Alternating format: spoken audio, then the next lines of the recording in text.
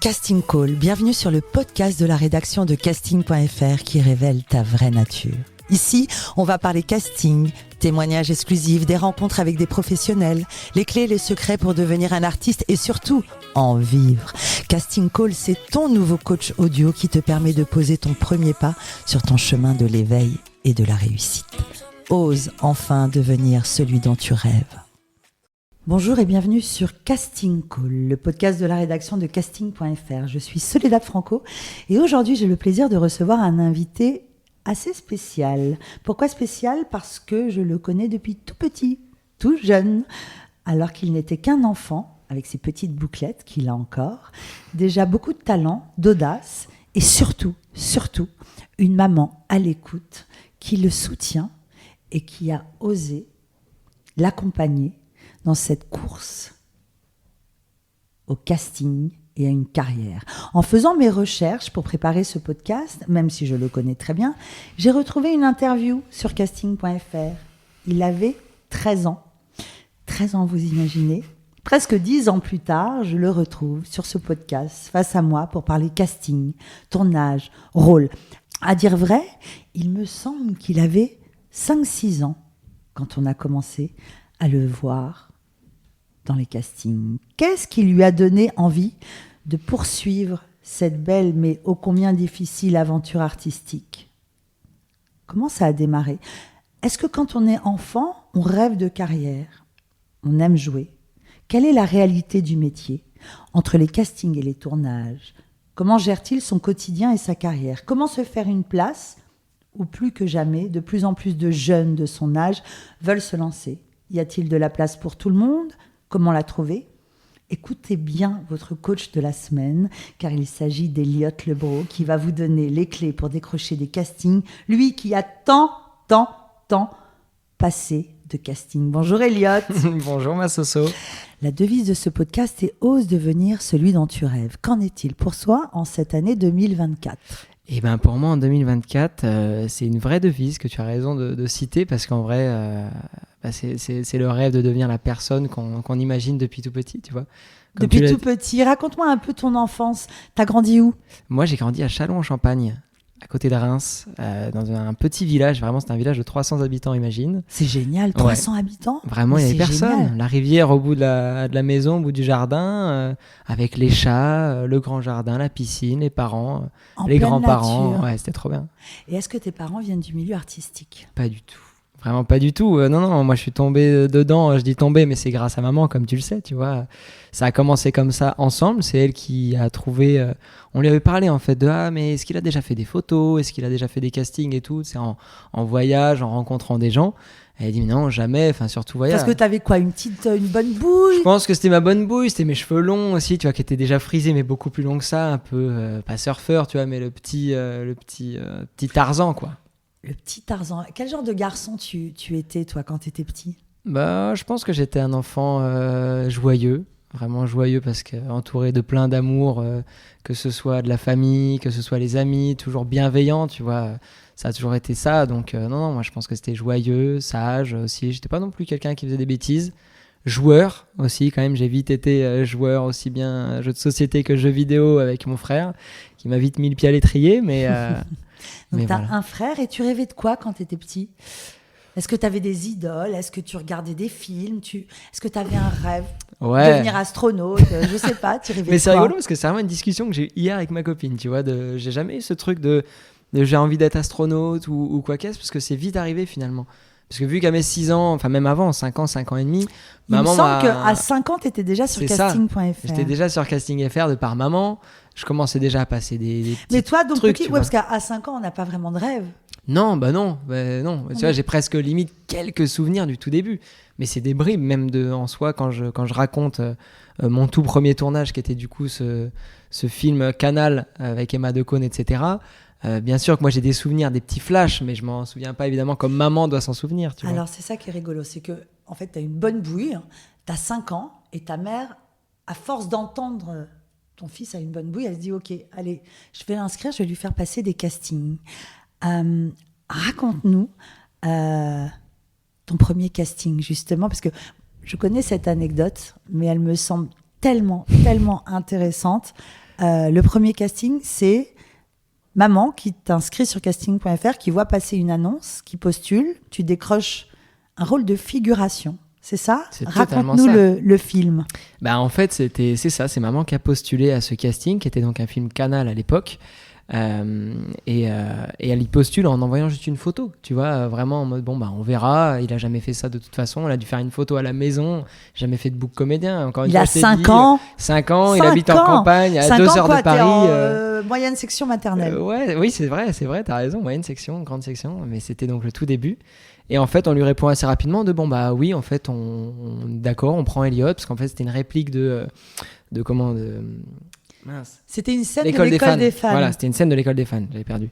Donc c'était une scène de l'école des fans, et donc c'est les petits enfants derrière qui notent, tu vois, qui mettent les notes. J'étais même pas celui qui chantait. Et en fait, donc t'étais silhouette figurant, quoi. Ouais, j'étais vraiment derrière, tu vois, le truc où tu me vois même pas, parce que déjà une vraie école des fans, si c'était pas le petit qui chante, même s'ils y passent tous, on te regarde pas forcément. Donc imagine dans un film avec Emma Decaune. Et donc je suis censé être derrière. Sauf que le jour du tournage arrive, il nous avait dit apprenez les chansons quand même, parce que c'est une chanson fictive dans le film. Apprenez-la, on sait jamais. Imaginez que le petit ne savent pas la chanter. Comme dans l'école des fans, les enfants aident l'enfant qui chante à chanter. Au moins les autres la connaissent. Et on arrive sur le plateau, et donc le petit qui devait de base chanter, peut-être par le stress, j'en sais rien, ou la connaissait pas bien. Enfin bref, il la chante pas très bien. Et là, il y a le ou la réal, je crois, ou le réal et la première assistante qui font maintenant, enfin en mode, il connaît pas la chanson, c'est pas possible, on change. On peut pas tourner, on perd c'est pas possible. Du temps. Est-ce qu'il y a un autre enfant qui connaît quoi ? Et là, donc elle dit ça, et moi je dis oui, moi. Trop mignon, tu lèves la main à 5 ans. Et maman qui a envie de se désintégrer, si celle qui racontait l'histoire, là, elle avait envie de se cacher en mode mais non, c'est pas vrai, il la connaît pas bien et tout machin. Et donc ils me disent viens dans un coin, on va la faire ensemble et tout, on va voir si tu la connais. Et donc je leur fais l'air, je leur fais la chanson, ils sont en mode ok, c'est bon, on part avec Elliot. Et du coup je passais de mon petit figurant à petite silhouette qui finalement chante. Et voilà, ça a commencé comme ça, j'ai fait cette silhouette qui chante. Et en plus à la fin, Emma Decaune est censée m'embrasser pour des raisons qui sont dans le film. Et moi j'étais en mode non. Et ils m'ont dit là Emma Decaune va t'embrasser. Non. Comment ça ? Non, maman qui vient me voir en mode mais non, mais déjà elle était gênée encore une fois, tu vois, imagine. Parce qu'elle découvrait, ta maman, elle découvrait un nouveau monde. Mais bien sûr, et surtout que c'était du coup avec un film gros budget, donc tu vois, c'était fou, tous les engins qu'il y avait déjà à l'époque, c'est les projecteurs, les cams, tout était énorme de voir enfin pour elle aussi de voir le derrière d'un film. Et du coup, j'étais en mode non, il n'y aura pas de bisous. Et elle vient me voir en mode mais c'est pas grave, c'est un bisou de cinéma, c'est faux, c'est du théâtre, c'est pas pour de vrai. Et du coup, j'ai dit non. Du coup, ils m'ont dit écoute, il n'y aura pas de bisous. Ta maman va te faire un bisou sur la bouche avec un rouge à lèvres que Emma Decaune a également.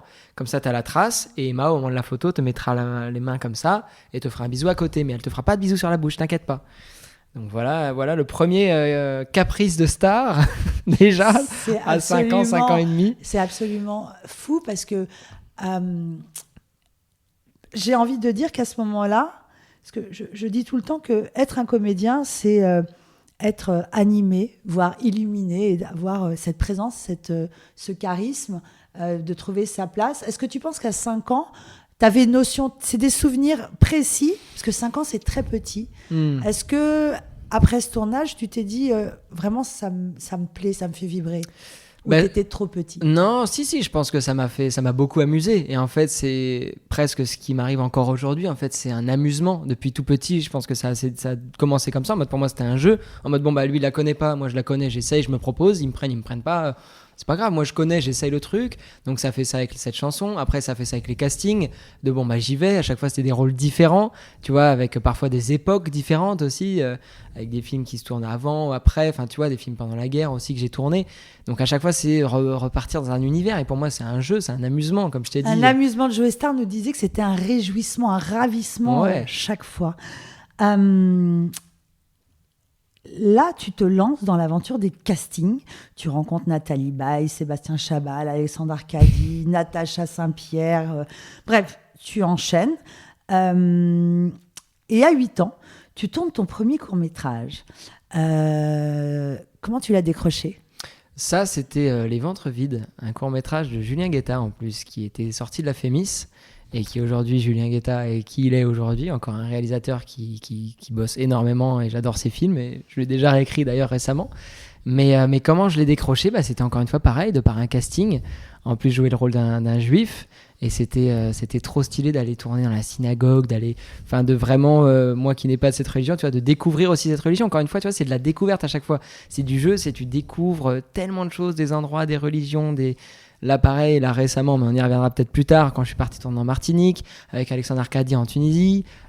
Tu vois, à chaque fois, c'est des découvertes de fou. Donc, quelle passion de faire un métier comme ça, quoi. Et là, ça s'enchaîne. Camping Paradise, du cinéma, de la pub à gogo, du doublage voix. À quel moment tu t'es dit, OK, ça va être mon métier, ça va vraiment, je vais en vivre en fait, ça va être pleinement ma carrière?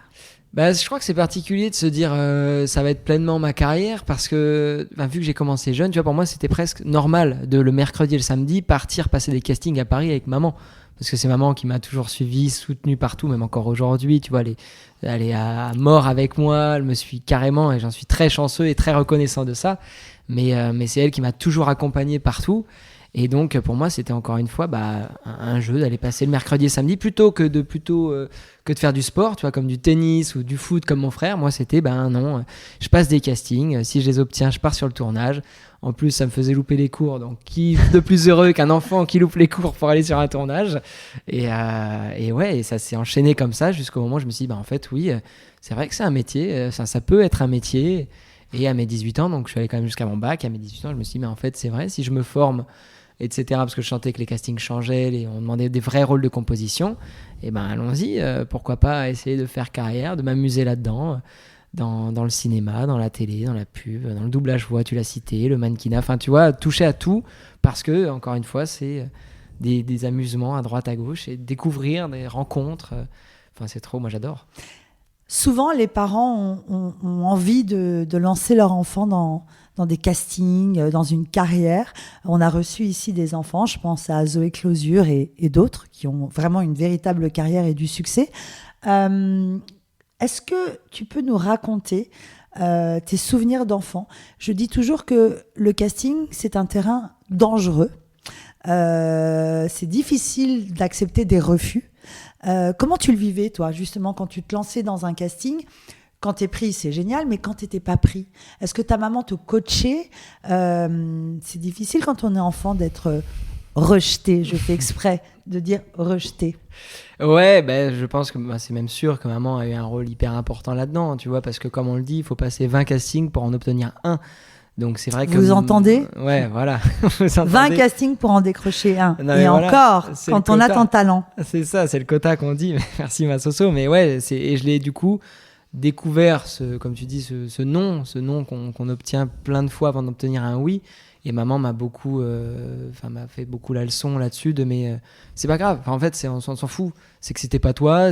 Et encore une fois, c'est ce qui m'a donné ce goût de me dire, mais c'est un jeu. Et en fait, ce jeu, je l'ai encore aujourd'hui, de me dire, mais c'est un jeu. Si c'est oui, c'est parce que j'ai gagné la partie. On m'a bien aimé, machin truc. Si j'ai non, c'est pas grave. On prendra le prochain. Et c'est surtout si j'ai un non, c'est qu'il y a un plus beau projet qui m'attend derrière, tu vois. Alors justement, qu'est-ce que tu pourrais me donner comme conseil à tous ces enfants, ces jeunes ados qui passent des castings? Comment se préparer au casting? Comment se présenter et comment le vivre? Est-ce qu'il faut attendre, pas attendre?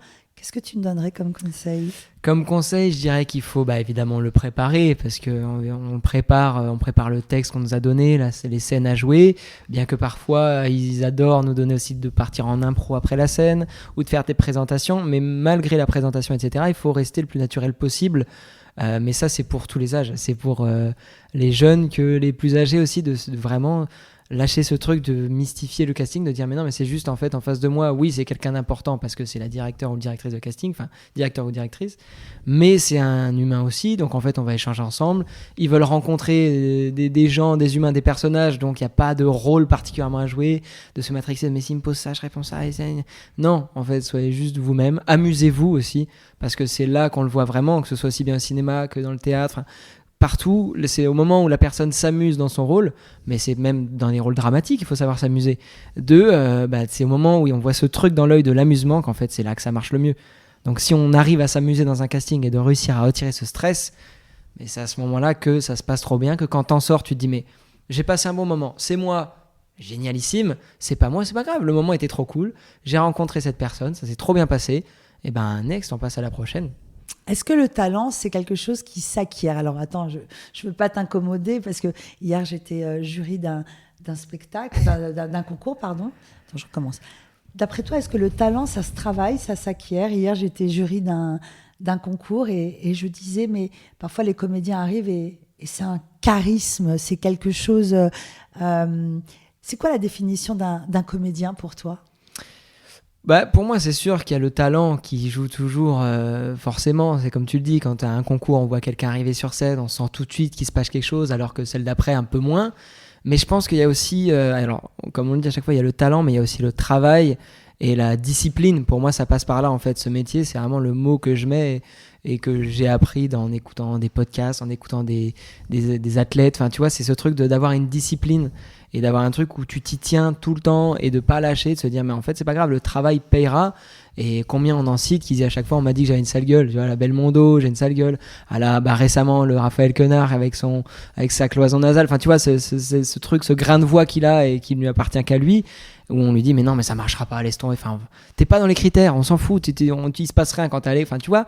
Et au final les mecs arrivent à prouver de par leur acharnement, leur travail et du coup un talent qui naît en eux, parce qu'au final après on leur dit, au début on leur dit non et après on dit en fait c'est des génies. Tu vois, vraiment, c'est typique de ces gens-là. Donc, pour moi, il faut lâcher à aucun moment. Même quand tu as le talent, il faut continuer à travailler parce qu'à tout moment, ça s'arrête, quoi. À tout moment, ça s'arrête. Et tu parles de travail. En 2020, tu intègres le cours Florent. Tu t'installes à Paris, donc, et tu fais 3 ans d'école. Et tu t'es même préparé à rentrer à la Comédie Française, je crois. C'était les concours. Non, les c'est pas concours. Parce que Comédie Française, tu n'y rentres pas par concours, mais je me suis préparé aux concours nationaux. Alors, est-ce que d'après toi, cette formation est fondamentale et nécessaire? En tout cas, moi, je l'ai ressenti fondamental pour moi, comme je t'ai dit juste avant, parce que quand t'es enfant, c'est des rôles assez naturels. Les réals à l'époque, ou même les DIRCAS avec qui on parlait, qui maman parlait, à chaque fois, c'était non. Est-ce qu'il doit prendre des cours de théâtre? Et à chaque fois, ça me dit non, il faut garder ce naturel de l'enfant. Au moins, il n'y a pas de surjeu, ça reste lui, enfin tout ça. Et au final, c'est moi qui, par les années qui passaient, en plus en parallèle, je t'ai dit, je suis allé jusqu'à mon bac. Donc pareil, j'ai ralenti la cadence au moment de mon bac parce que je voulais quand même au moins l'avoir. Tu vois, je savais que je ferais pas d'études après. Pour moi, c'est pas fait pour moi d'être assis derrière une table à écouter un prof. Mais je respecte de fou et moi, mais c'est pas mon truc. Donc je voulais pas, mais je voulais quand même aller jusqu'à mon bac pour me dire, bon, je suis allé jusqu'au bout. Et du coup, je me suis dit après, je sens qu'il faut que je me forme quand même. Les rôles sont de plus en plus de composition. Je suis de moins en moins à l'aise parce que je pense que tu as l'adolescence, tu as les trucs qui passent, les gens que tu rencontres et tout, donc tu te sens un peu plus gêné de certaines choses. Et moi, je me sens plus aussi libre que quand j'étais petit, tu vois. Et du coup, je me suis dit, pourquoi pas me former. Les cours Florent, c'est le truc qu'on entend le plus et qui est le plus connu, même si aujourd'hui il existe plein d'autres cours. Le cours Florent, c'était le plus connu en arrivant de ma petite province. Et j'y suis allé, j'ai fait du théâtre, alors que je voulais de base y faire du cinéma. Mais j'ai découvert le théâtre aussi en première année, que du coup je n'avais jamais pratiqué. Vraiment, je n'étais jamais monté sur une scène. Et là, ça a été la découverte de tous les auteurs, enfin tu vois, de toutes les pièces, de tous les classiques, les alexandrins, les contemporains. Enfin, en fait, il y avait tout ce panel-là qui s'ouvrait à moi, que je ne connaissais pas. Et que j'ai pris énormément de plaisir à découvrir à Florent de par tous les profs que j'ai pu avoir. Cette culture qui est nécessaire dans nos métiers. Ouais. Et qui est vraiment indispensable. On a reçu Gérald de Benaïm, agent de l'agence À toi de jouer, qui nous disait justement les enfants, on les veut naturels. Et ça a été ton premier agent. T'avais quel âge quand t'es rentré dans son agence? J'allais justement te parler de GG. Mais écoute, je suis rentré chez lui, je devais avoir quoi? Je devais être très jeune, je devais avoir 6-7 ans. T'imagines? Vraiment, imagine. Et je suis encore en contact avec lui, comme tu le sais. On s'est déjà C'est ta maman revus. qui a googlisé, qui a enquêté, qui a cherché et qui l'a contacté, ou c'est lui qui t'a... Je crois que c'était par les autres enfants comédiens aussi que j'ai pu rencontrer sur les tournages, parce que j'ai commencé avec de la figuration, mais j'ai vite arrêté d'en faire parce que je commençais à passer des castings pour des petits rôles ou des rôles. Enfin, tu vois, tout de suite, ça a pris. Donc, j'étais plus trop dans le créneau figuration. Mais ça a commencé comme ça en rencontrant des autres enfants qui étaient chez lui. Et du coup, on l'a contacté et il a été OK. On est partis ensemble, on a bien travaillé ensemble. Et puis à terme, il m'a dit bon. Là, tu vas commencer à être un peu plus âgé, je vais avoir de moins en moins de choses pour toi. Et voilà, c'est ça aussi, c'est l'honnêteté de GG. C'est pour ça qu'on s'entend encore super bien encore ensemble. Enfin, je dis GG, mon Gérald, évidemment. Gérald de Benaïm. L'agent de tous les enfants. Le number one. C'est ça. enfant, adolescent, tu enchaînes les tournages.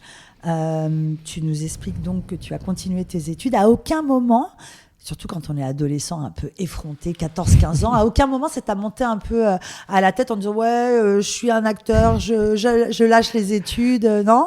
Non, en vrai, non, parce que... Dis-nous la vérité. Non, vraiment pas, parce que étant du coup en province, tu vois, j'étais vraiment le seul à faire ça.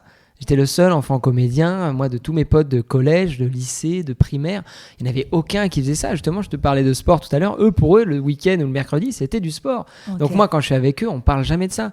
Et t'as parfois des parents d'enfants qui étaient avec moi en cours, qui étaient en mode, mais on savait même pas qu'Eliott faisait ça. Parce que j'en parlais pas en fait, à part de quand je vais passer un casting, que je suis sur le tournage et que je sympathise avec tout le monde, aussi bien les comédiens que les techniciens, le reste du temps, sinon j'en parlais pas. Dès que je rentrais à Châlons en Champagne, chez mes parents, mais j'en parlais jamais à l'école. Donc il y avait plein de copains qui, les parents n'étaient pas au courant, parce que ça me venait pas à l'esprit de me dire, c'est rien, je veux pas me vanter, c'est rien. Eux font du sport, moi je fais ça et c'est mon truc à moi et voilà, ça s'arrête là. Donc même si j'ai eu des copains par la suite, des rencontres sur des tournages, en casting ou quoi, certains qui avaient eux arrêté leurs études, moi j'avais aussi ce truc de papa et maman qui étaient en mode mais quand même va jusqu'à ton bac, au moins imagine si plus tard t'aimes plus, tu pourras reprendre ce que tu veux. En plus, ce qui est drôle, c'est que tu as un frère qui, lui, a fait vraiment de grandes études. C'est ça. Justement, je trouve ça ultra intéressant dans ta famille. Le côté papa qui est chef d'entreprise, ton frère hyper ambitieux qui part faire des études, qui part à Dubaï, qui part partout. Toi, l'artiste, maman, la coach derrière. Et tout ça dans un équilibre relativement surprenant. À aucun moment, ça a créé une friction entre ton frère et toi Jamais? Jamais, non, parce que lui aussi, maman avait voulu le placer aussi, enfin le placer, tu vois, en mode lui mettre le pied à l'étrier, de passer des castings, de faire des photos, de tout ça. Mais vu qu'encore une fois, ça tombait les mercredis, les samedis, enfin pas les dimanches, mais voilà, lui, ça tombait sur ses entraînements de foot, parce que lui, c'est un grand fan et fou de foot. Et donc lui était en mode, maman lui a dit, faut faire un choix. Soit tu vas à tes entraînements de foot, soit tu fais comme ton frère, on va passer des castings à Paris. Il a choisi le foot. Et lui il a dit, mais moi je m'en fiche, je fais du foot, je suis avec mes potes, je joue au foot. Et donc il a arrêté. Et je pense que non, ça lui a jamais vraiment manqué ça. Et il n'y a jamais eu ni de mon côté, encore moins du sien. Enfin tu vois, des deux côtés, on est très content de ce que fait l'un et ce que fait l'autre. Et c'est justement le bon équilibre, encore une fois, je pense que papa et maman ont apporté, mais que j'ai aussi avec lui. Et on est hyper fusionnels avec mon frère. Aujourd'hui, tu as 22 ans, tu as commencé enfant. On ne soupçonne pas, comme c'est compliqué, finalement, la transformation. Être enfant, ce passage de l'adolescence et devenir adulte. Ça y est, maintenant tu es adulte, tu es comédien. Mais justement, ce passage-là, 14, 15, 16 ans, où tu quittes Gérald de Benaïm, est-ce qu'il y a eu un moment où tu t'es dit allez, je lâche l'affaire, c'est pas pour moi? Non, parce que j'ai ce truc de gagnant et ce mental que j'ai eu de part, encore une fois, je raccroche toujours au sport, mais c'est réel, ce truc compétitif de me dire en fait non, ça va, je vais y arriver, tu vois, genre oui, je veux terminer mes études, mais à terme, je sais où je veux aller, ce que je veux faire, etc. Donc non, j'ai toujours eu une optique de me dire, je vais aller au bout de ce que j'ai commencé, et si vraiment, une fois que j'aurai tout donné, mais vraiment tout, il n'y a pas, j'ai mis un autre truc à faire. Je suis quand même quelqu'un de passionné de plein de choses. Je saurais me retrouver quelque chose d'autre qui me passionne, tu vois. Donc non, ça m'a jamais traversé l'esprit, bien qu'il y a eu des périodes plus compliquées, comme tu le cites, sur les coups de 16 ans, tu vois, quand il y a l'époque des papiers, enfin en mode, il faut que tu aies... je vais faire prendre ça, mais comment on dit déjà? Quand il y a la... j'ai l'URSSAF dans la tête, mais c'est pas l'URSSAF, c'est la DAS. La DAS, voilà. Je vais reprendre ça. Mais c'est vrai que quand il faut avoir les papiers de la DAS et que du coup, en dessous de 16 ans, les enfants, il faut qu'il y ait un accompagnant. Et au-dessus, non. Et ils ont vite fait de prendre des plus âgés qui font plus jeunes. Donc en fait, tu te fais choper les rôles par d'autres parce que tu n'as pas cet âge-là. Et puis après, c'est toujours, tu cours après l'âge. Donc tu veux grandir. Sauf que plus tu grandis, plus tu as de monde après qui arrive sur le marché, comme on peut dire, tu vois. Parce que je l'ai découvert ça, parce que moi, du coup, étant de province et tout, il y avait personne qui faisait ça, comme je t'ai dit. Mais là, j'arrive à Paris, je vais au Cours Florent et là, je rencontre plein de gens qui, en fait, sont comme moi, enfin, veulent faire ça aussi, tu vois. Certains qui n'ont jamais rien fait parce qu'ils n'ont pas eu d'expérience, mais qui ont déjà fait du théâtre aussi, donc que je trouve excellent et que je suis en mode, Mais comment il va y avoir de la place pour tout le monde? Et on est tous là, on veut tous faire la même chose. Lui, il me ressemble. Enfin, on va être à deux à se batailler sur le rôle. Enfin, tu vois, tu te dis tout de suite, tu prends la dimension de dire, ok, maintenant c'est plus, c'est un jeu toujours. Mais par contre, maintenant, ça va être plus compliqué. Il va falloir se battre. T'es un adulte. Il va falloir faire les choix et il va falloir faire les bons choix aussi. Alors justement, qu'est-ce que c'est intéressant, tu sais, ce monde dans lequel on est, où on passe des fois. Une femme me racontait la dernière fois que Instagram lui avait dit, est-ce que ce serait pas le moment d'arrêter, parce que ça faisait 4 heures qu'elle scrollait sur Instagram. Est-ce que tu imagines? Et qu'on est dans un monde où on se regarde, on s'observe, on se compare, chose qui n'existait pas quand Internet n'existait pas. Justement, quand on est comédien et qu'on voit tant d'autres comédiens, comment faire pour garder en soi ce tempérament de gagne? Est-ce qu'il faut se regarder, se comparer? Comment tu fais, toi?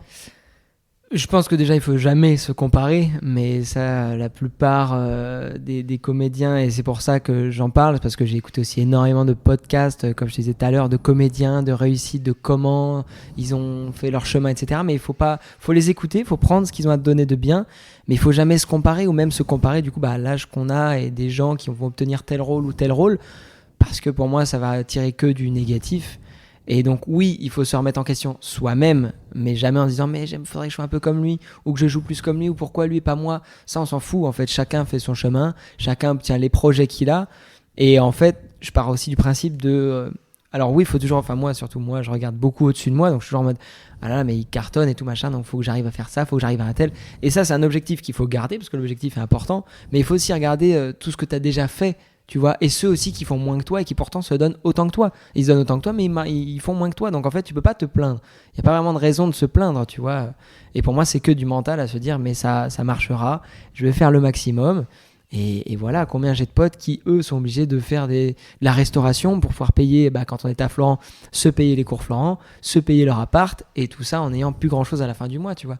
Donc moi, de pouvoir me dire, à l'âge que j'ai, j'arrive à en vivre et j'ai pas besoin de faire de taf à côté, c'est déjà une chance de ouf.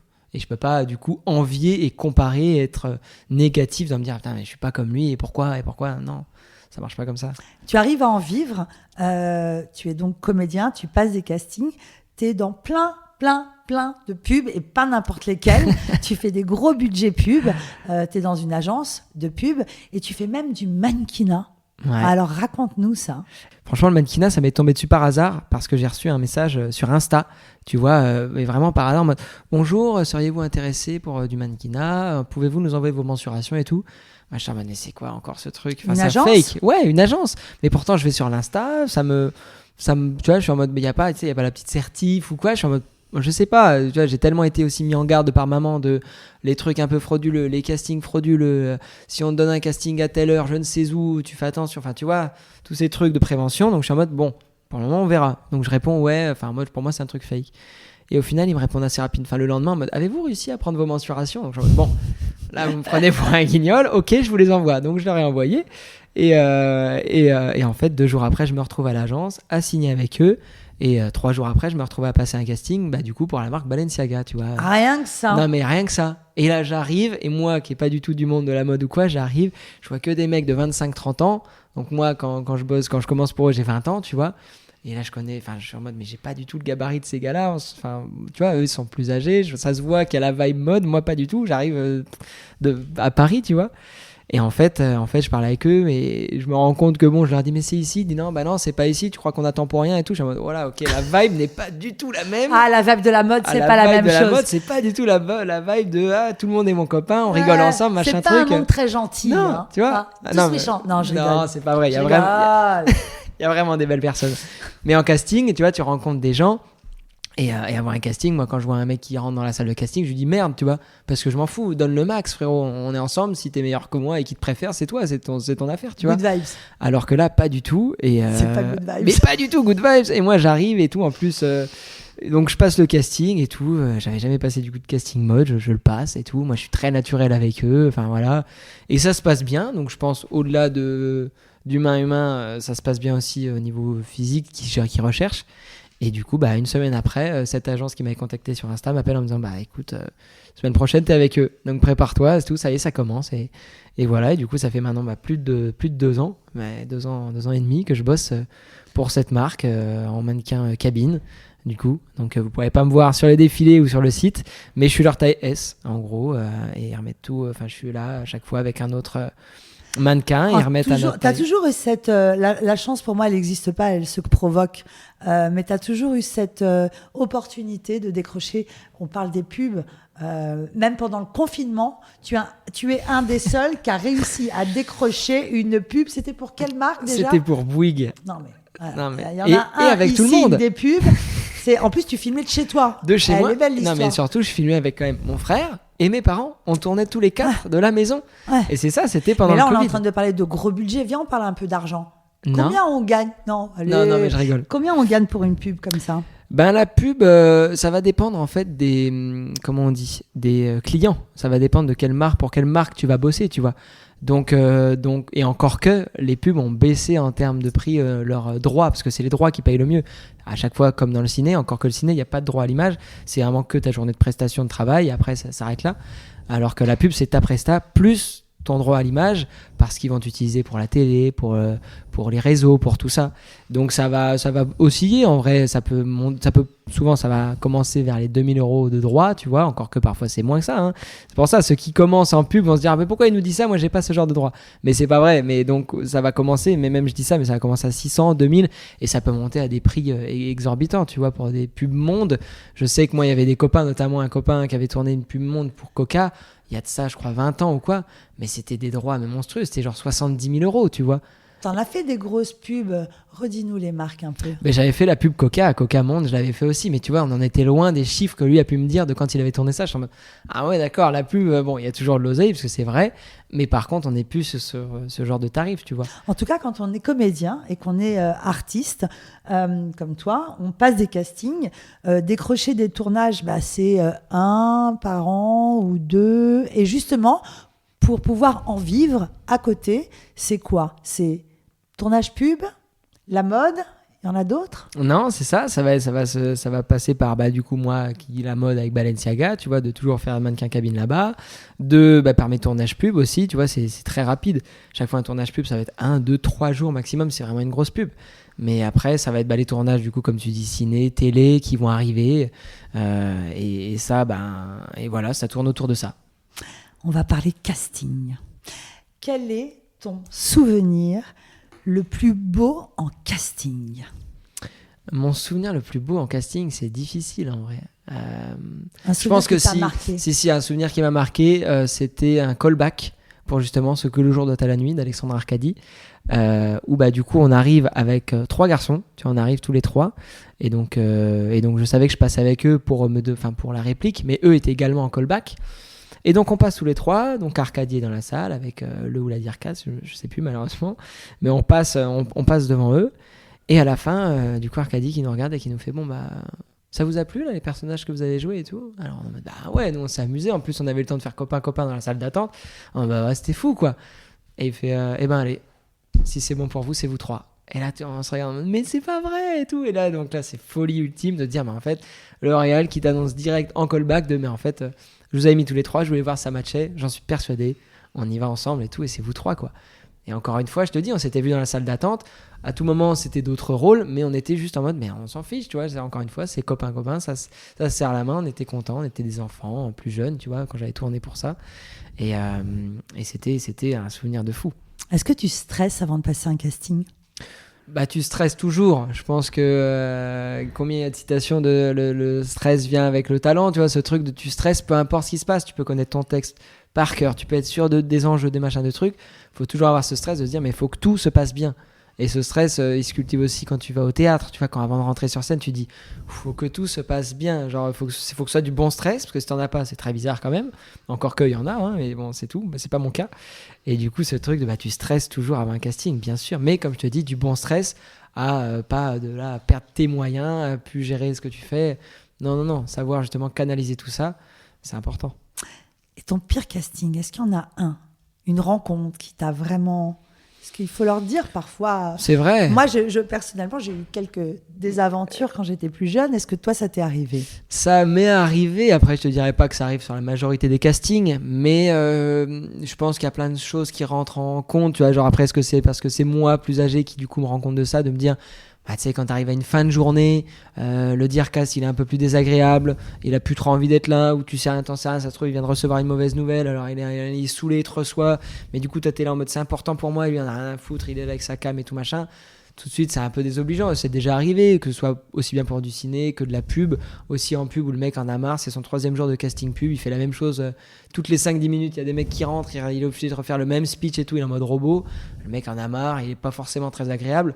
Mais en fait, il faut réussir, et moi, c'est ce que je me force à faire, de passer au-dessus de ça, parce que lui, il fait la passerelle, évidemment, et il est hyper important, mais par contre, il faut que moi, ça me déstabilise pas forcément sur le jeu, et que du coup, c'est pas parce qu'il est désagréable que je vais l'être aussi, tu vois. Donc ça, il faut savoir aussi jouer avec, si jamais ça arrive, mais c'est clair qu'il peut y avoir parfois des mauvaises aventures en casting, mais ça va, j'ai pas encore connu non plus le pire du pire du pire, mais après, c'est parce que je pense que je passe au-dessus. C'est pas grave, tu peux être désagréable, ça me bougera pas. Tu nous racontais que pendant tes études au cours Florent, tu as découvert le théâtre. Et comme tu ne fais jamais les choses à moitié, cet été, tu étais dans une superbe pièce, Tumulte, que vous avez jouée à Avignon, en Avignon d'ailleurs. On a reçu sur ce podcast Lorraine Goupy, qui était metteur en scène. Comment tu as vécu cette expérience collégiale ?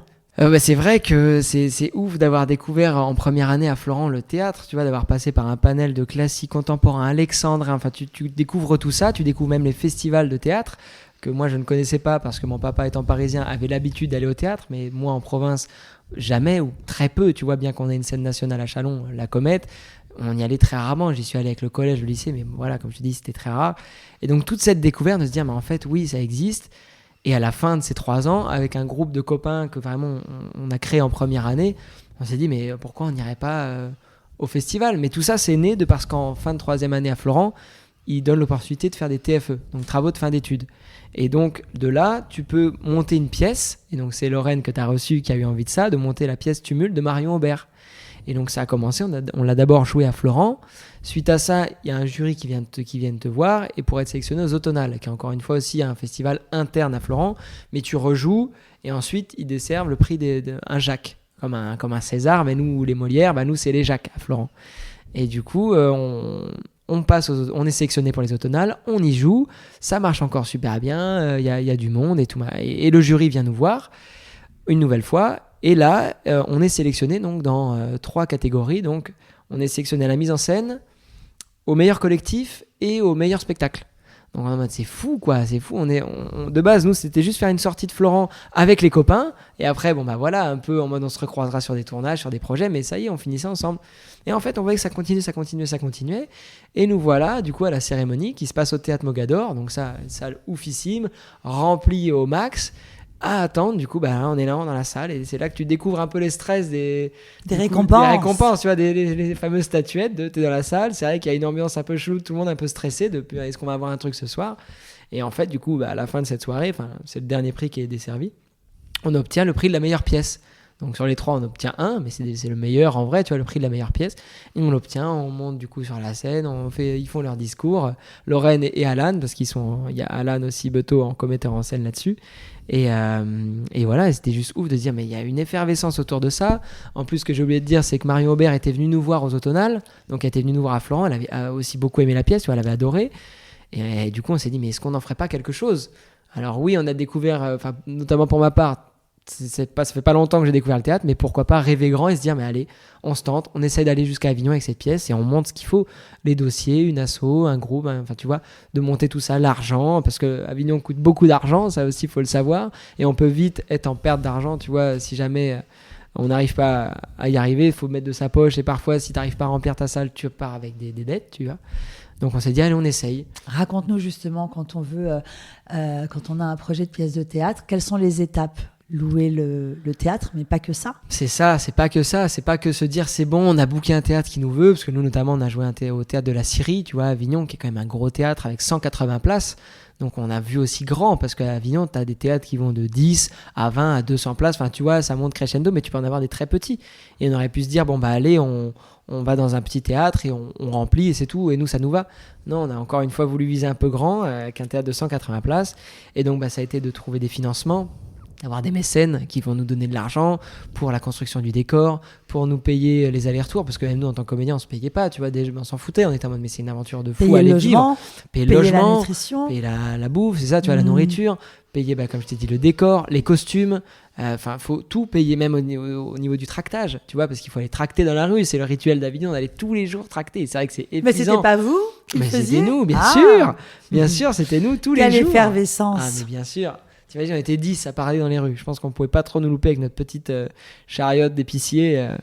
On ne pouvait pas trop nous louper. Mais voilà, et donc fallait monter tout cet argent, tous ces dossiers, être en accord aussi avec Marion Aubert pour les droits. Enfin, elle est revenue nous voir à Avignon avec un très bon ami à elle aussi, Olivier Martin-Salvant, un grand comédien de théâtre aussi. Derrière tout projet, derrière tout comédien, il y a énormément de travail. Qu'est-ce que tu peux me dire sur la différence, s'il y a une différence, entre comédien cinéma, comédien théâtre? Est-ce que dans le cinéma, il y a des directeurs de casting? Qu'en est-il dans le théâtre? Et est-ce que tu as envie de te lancer dans le théâtre? De continuer plutôt dans le théâtre. Continuer, je vais dire que malgré tout, je suis quand même très récent dans ce milieu du théâtre, parce que pour moi, même si ça fait 4 ans, c'est quand même encore une fois très récent. Bien qu'il y ait des directeurs de casting dans le théâtre, c'est quand même plus rare, en tout cas à mon humble vision des choses, de me dire, j'ai l'impression que c'est plus du bouche à oreille. Tu vois, c'est plus du bouche à oreille de tu connais un tel, tu connais ce metteur en scène, qui veut te voir, qui serait OK de te voir en audition, contrairement à du projet ciné ou télé, où là, c'est beaucoup plus... il y a des dircas, c'est comme ça. Si tu les connais et qu'ils te connaissent, ils te verront peut-être. Enfin, tu vois, il y a beaucoup plus cette relation dircas qu'en théâtre, j'ai l'impression beaucoup moins. C'est plus du bouche à oreille. Mais c'est tout aussi ouf. Et moi, j'ai beaucoup aimé toute cette expérience théâtre, aussi bien au cours Florent, que après aussi à Avignon. Et d'ailleurs, d'autres dates qui vont arriver, je nous le souhaite, et qui arrivent justement en 2025 à Paris, en province. Mais c'est évidemment aussi un truc que j'aime cultiver, le théâtre. Bien que j'adore la caméra et être devant et j'espère à terme derrière la caméra aussi.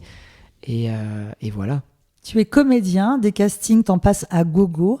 Ce qui est ultra chouette avec toi, Elliot, c'est que tu es dans cette machine comme un sportif, constamment dans le mouvement créatif. Tu as un agent aujourd'hui. Qui est ton agent? Je suis chez Emmanuel Bourcy de l'agence AML. Donc, en tant que comédien, tu as cherché souvent des agents, tu as essayé de trouver les personnes qui te correspondent au mieux, mais tu me racontais que le métier change, qu'il y a de plus en plus de directeurs de casting et que toi, tu as une méthode pour décrocher des castings. Qu'est-ce que tu pourrais donner comme conseil à nos auditeurs? Je ne sais pas si c'est la méthode miracle, mais c'est vrai que moi je pars du principe, comme je t'en parlais tout à l'heure, que oui c'est excellent et c'est trop bien d'avoir un agent parce que ça va donner des contacts que elle ou lui a avec ce ou tel dircast et du coup évidemment agrandir ce réseau parce que toujours tout est question toujours un peu de réseau dans ce genre de milieu artistique. Mais c'est aussi mon travail de continuer à regarder les annonces qui vont passer sur Internet, sur Insta, sur tous les réseaux. En vrai, maintenant c'est vraiment de partout. Et de continuer à aussi cultiver ce truc de continuer le travail tout seul et pas de se dire juste j'ai un agent, c'est bon, je lève le pied, machin, elle va me trouver mes trucs et tout, parce que sinon après tu tombes dans l'attente des castings et là c'est l'enfer, parce que si t'es dans l'attente c'est un cercle vicieux, ça vient pas et le seul casting qu'il y a tu mets tout dessus, donc tu vas un peu surjouer, tu vas aller avec trop d'énergie parce que t'es en mode si je l'ai pas c'est la mort, j'ai plus de sous, j'ai machin, j'ai truc, alors que si t'arrives à justement te dire ben non, je trouve mes trucs, je trouve mes projets, les projets que j'obtiens, ceci, cela, j'ai pas besoin de ce projet absolument. Encore une fois, ça va parfois être financier, mais alors à ce moment-là, pourquoi pas avoir un petit boulot à côté? Parce qu'au moins, t'as pas ce stress de dire si je ne l'ai pas, c'est fini. Et du coup, d'avoir cette envie de recherche des deux côtés, aussi bien de l'agent que du mien, et d'être aussi dans la créativité. À Avignon, ça a été super de monter cette pièce, d'aller la jouer, de la rejouer en 2025, parce que ça garde aussi un travail, tu rencontres du monde, des gens viennent te voir, aussi bien spectateurs que professionnels. Et du coup, ça te garde toujours en activité. Pour moi, c'est le maître mot dans tout milieu artistique, mais surtout je parle vraiment du mien actuellement comédien, c'est d'être actif tout le temps. Tout le temps. Et tu n'arrêtes pas. Récemment, tu as joué aux côtés de Sonia Rolland. Alors justement, comment tu as décroché ce casting? C'est ton agent qui t'a mis sur le coup? Ouais, c'est mon agent qui m'a mis sur le coup. Et cette directrice de casting, Catherine Chevron, que j'embrasse, je la connaissais aussi. On s'était rencontrés en masterclass. Mais voilà, donc ouais, je suis allé passer ce casting du coup pour Tropique Criminel, une série France 2 avec Sonia Rolland. Et que je suis parti tourner en Martinique. Et c'était juste à Avignon. Masterclass, festival, tu es constamment en mouvement. Je pense que c'est la clé. C'est quoi ton rêve aujourd'hui? Mon rêve, c'est de continuer à vivre de ma passion et de créer, je pense. Aussi, c'est vraiment là quelque chose que... Ça revient de souvent, ça. Ouais, mais parce que c'est réel. Oui, j'aime évidemment passer des castings, intégrer des projets qui sont déjà en marche, aussi bien théâtre que cinéma, évidemment, que j'ai envie d'un grand rôle, un grand premier rôle cinéma, un grand rôle dans une série. Ça paraît évident, mais je pense que c'est aussi créer parce que j'ai pris goût là en plus très récemment, ça fait un petit moment maintenant, mais à l'écriture, tu vois, de me dire, mais oui, continue aussi encore une fois en parallèle à me dire, je continue à passer des castings pour ma carrière en perso, mais aussi continuer à écrire parce que j'ai envie de, comme je te disais tout à l'heure, passer derrière la caméra, réaliser aussi, écrire parce qu'on écrit son histoire, donc on peut se mettre dedans ou non, tu vois, ça dépend de chacun, mais et de toujours être dans cette création, dans cette recherche. Et ouais, je pense que mon rêve, ce serait je te dis, continuer à vivre de ma passion, continuer à créer, rencontrer des gens, et évidemment, comme je te l'ai dit aussi, obtenir de jolis rôles au cinéma ou en série. On t'avait interviewé quand tu étais tout petit, enfant, sur casting.fr, et tu nous disais « Je rêve d'être acteur en France et aux États-Unis ». Ça te fait encore rêver, les États-Unis? Ben ouais, je pense que ça fait rêver tout le monde. Mais du coup, avec le temps, tu as quand même ce truc, est-ce que tu deviens de plus en plus sage? Je sais pas. Mais d'abord, de vouloir quand même tout découvrir aussi en France. De vraiment avoir touché à tout, que ce soit différents styles. Déjà de cinéma, de thriller, dramatique, comédie, des gens avec qui travailler, tu vois, ça aussi, ça naît en nous plus, comme on en parlait aussi tout à l'heure, d'aller régulièrement au cinéma, de se dire mais c'est vrai que j'ai envie de travailler avec un tel ou un tel, et tout ça nous nourrit. Mais en France, justement. Mais en France, voilà, c'est ça, je m'étais perdu dans la question. Mais en France, aux États-Unis, je pense qu'aux États-Unis, c'est aussi différent, la manière de travailler, mais évidemment que les moyens sont tellement différents. Le casting, le tournage est mystifié de par les moyens qu'ils ont, que j'aurais envie, je pense, de découvrir peut-être, mais je te parle de ça dans quelques années, je pense. Dans ta carrière artistique, qui ne fait que commencer finalement, parce que tu as 22 ans, quelle est la personne qui t'a le plus marqué, l'artiste, le réalisateur, la personne en tout cas qui t'a soutenu et qui t'a influencé, marqué? J'ai rencontré plein de belles personnes sur les tournages, sur les rencontres, en festival, on citait tout à l'heure Avignon, sur des tournages, télé, cinéma, pub. Et j'ai rencontré plein de bonnes personnes, toujours plein de bons conseils. Mais c'est vrai que si je devais citer la personne ou les personnes qui me motivent le plus, qui me soutiennent ou en tout cas qui m'inspirent, je pense que c'est mes parents. Déjà ma maman qui me soutient, comme je disais tout à l'heure, depuis le début, qui me soutient toujours, qui est toujours là, encore une fois, quand il y a des noms, tu vois, quand tu prends des rejets au niveau des castings, alors que tu te disais que ça allait être un super projet et tout machin, elle est toujours là pour moi, et elle me garde toujours cet équilibre qu'il faut avoir, je pense, cette stabilité dans ce milieu. Et puis mon père aussi, de par sa détermination et son passé, et comment sa réussite dans sa vie, tu vois, de où il a commencé, de où il en est aujourd'hui, et je me galvanise de tout ça, de eux deux, de mon frère aussi, de ma copine aujourd'hui, de ma famille. Enfin, c'est vraiment aussi mon cocon où vraiment là je recharge mon énergie, mes bonnes ondes, et qui me garde dans ce mindset.